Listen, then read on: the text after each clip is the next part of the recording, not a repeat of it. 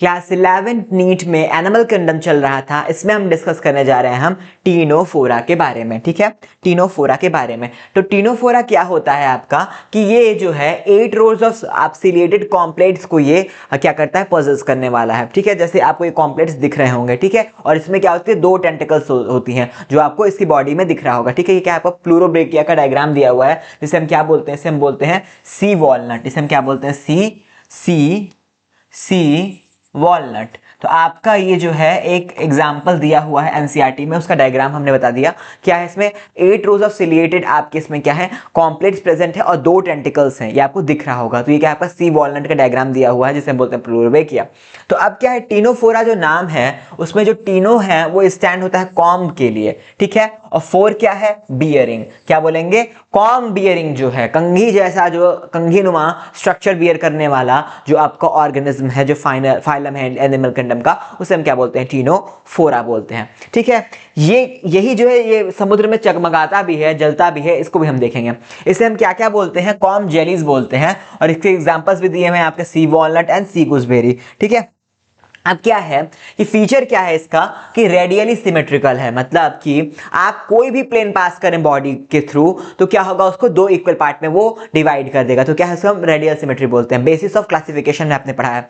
इसमें क्या है, डिप्लोब्लास्टिक है। डिप्लोब्लास्टिक का मतलब क्या होता है, इसमें एंडोडर्म जो अंदर है एंड आपका एक्टोडर्म प्रेजेंट है, एक्टोडर्म प्रेजेंट है। मीजोडर्म जो है, मीजोडर्म अनडिफरेंशिएटेड है, नहीं प्रेजेंट है, मीजोग्लिया प्रेजेंट है। ठीक है, ये आप जानते हैं। इसमें क्या है, टिश्यू लेवल ऑफ ऑर्गेनाइजेशन है। ठीक है, इसमें टिश्यू लेवल ऑफ ऑर्गेनाइजेशन है। ये क्या है, एक्सक्लूसिवली मराइन है, मतलब एक भी इसमें फ्रेश वाटर आपको ऑर्गेनिज्म एक भी एग्जांपल नहीं देखने को मिलता है। ठीक है, इसमें हमने जैसे बताया कि 8 रोज ऑफ सिलिएटेड कॉम्प्लेट्स प्रेजेंट होते हैं। ठीक है, और इसमें 2 टेंटिकल्स जो है, बॉडी से 2 टेंटिकल्स निकलते हैं। ठीक है, और एक जो है एक साइड पे प्रेजेंट होता है। ठीक है, 2 टेंटिकल्स ऐसे निकलते हैं और इसमें 8 रोज ऑफ सिलिएटेड आपके कॉम्प्लेट्स प्रेजेंट होते हैं। इसमें बायोलुमिनेसेंस का जो है आपको सीन देखने को मिलेगा, मतलब कि ये लाइट इमिट करता है। बायोलुमिनेसेंस का मतलब कि ऑर्गेनिज्म से लाइट इमिट हो रही हो। तो क्या कहता है आपका टीनोफोरा, लाइट इमिट करता है। क्या करता है, लाइट इमिट करता है। समुद्र में ये जगमगाता सा कुछ रहता है। ठीक है, डाइजेस्टिव सिस्टम क्या है भैया, इसका इनकम्प्लीट है, मतलब डाइजेस्टिव सिस्टम जो है इसका इनकम्प्लीट है, कंप्लीट माउथ एंड एनस से पूरा इसका सिस्टम नहीं बना हुआ है। ठीक है, डाइजेशन क्या है, पहले तो क्या होता है, एक्स्ट्रा सेलुलर, मतलब सेल के बाहर डाइजेशन हो जाता है।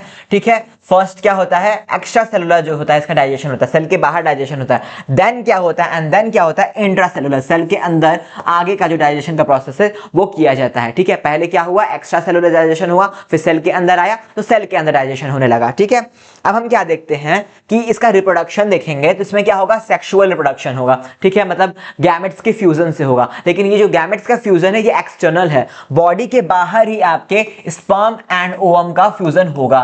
ठीक है, फिर क्या होगा, ये हर्माफ्रोडाइट ऑर्गेनिज्म है, मतलब male and female both sexes एक ही ऑर्गेनिज्म पॉजेस करेगा। ठीक है, लाइफ टाइम में वो चेंज करता रहेगा, कभी मेल हो जाएगा कभी फीमेल हो जाएगा, ऐसा हर्माफ्रोडाइट जो होते हैं ऐसे ही होते हैं। ठीक है, इसमें डेवलपमेंट जो है वो डायरेक्ट है, इनडायरेक्ट है। ठीक है, डेवलपमेंट डायरेक्ट का मतलब सीधे बन जाए बच्चा, जैसे कि ह्यूमंस में बनता है। बच्चा जब होता है तो वो सीधे दिखता है कि नहीं एडल्ट में ऐसा होगा, लेकिन नहीं, इसमें क्या होता है, इसमें आपका लार्वा स्टेज होता है। इसमें क्या होता है, लार्वा का स्टेज होता है। ठीक है, इसमें क्या होता है, लार्वा का स्टेज होता है। इसे हम क्या बोलते हैं, इसे हम बोलते हैं साइडिपिड लार्वा। क्या बोलते हैं इसे, साइडिपिड लार्वा। इस लार्वा का नाम याद रखिएगा, साइडिपिड लार्वा। ठीक है, इसका एग्जांपल हम कैसे याद रखते हैं, आपका सीपी से इसका एग्जांपल याद रखते हैं, जिसमें आपका P stands for प्लूरोब्रेकिया, मतलब सी वॉलनट, जिसका डायग्राम हमने आगे देखा था। और जो आपका C है वो है आपका टीनोप्लाना, जिसका नाम है सी गूसबेरी। ठीक है, तो आई होप आपको टीनोफोरा भी समझ में आया होगा।